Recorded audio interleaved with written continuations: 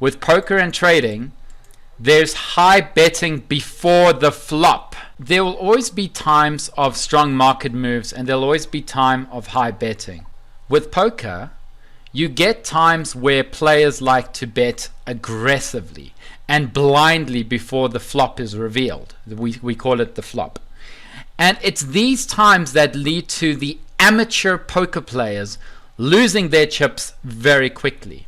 With trading, you get economic data such as non-farm payrolls, black swan events, interest rate decisions with big investors and traders. They like to drive up the market too high or too down before the news even comes out. So they make their trading bets based on the news to come out, which leads to a form of market manipulation. With trading, very, very similar. And investing, Seal. And that is, I ignore hype. I don't go and watch the Bloomberg, which has red and green flashing and powerful music, and it gets you to the stage where your heart is palpitating. On a first Friday of the month, I will not trade at all during non-farm payrolls, because that's when the big boys and the market makers and the smart money are going to pile in, and regardless of whether you go long or short, you're going to get stopped out. We bet against the unknown. Every bet and trade that we take is based on incomplete information of the future. So with poker, we are dealt hands and then bet on decisions based on not knowing what cards our opponents have or what is shown on the river. This is all unknown. We then have the options to call, bet, raise, or fold during the process. And with trading, we take trades based on probability predictions without knowing where the price will end up at. So we do have historical data where we can make assumptions and probabilities, but there is always that little doubt that the price will not go there, and hence we have high risk management rules that we follow. You must learn to earn. You need to understand and gain as much knowledge as you can about poker and trading before you commit any money. So with poker, you need to understand the rules of the game.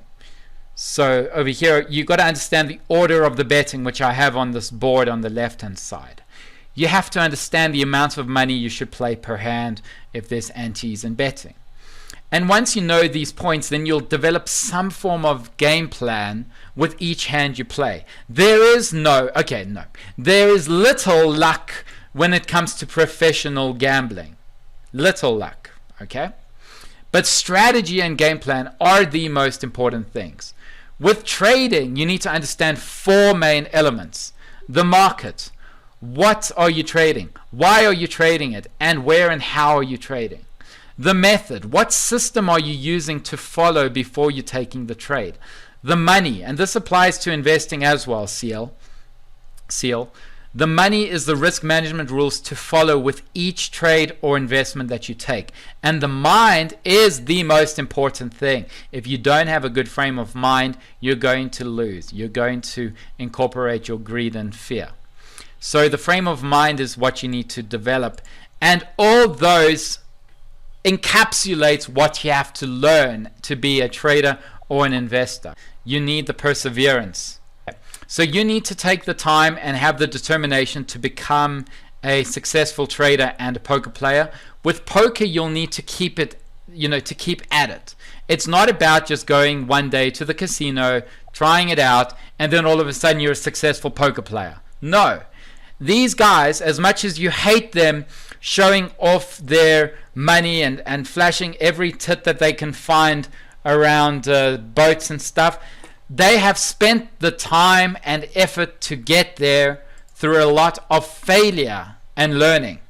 So with poker, you'll need to keep at it, keep to your strict money management rules with each hand that you play. And with trading, you need to know your trading personality, know which trading method best works for you, and understand your risk profile. All right?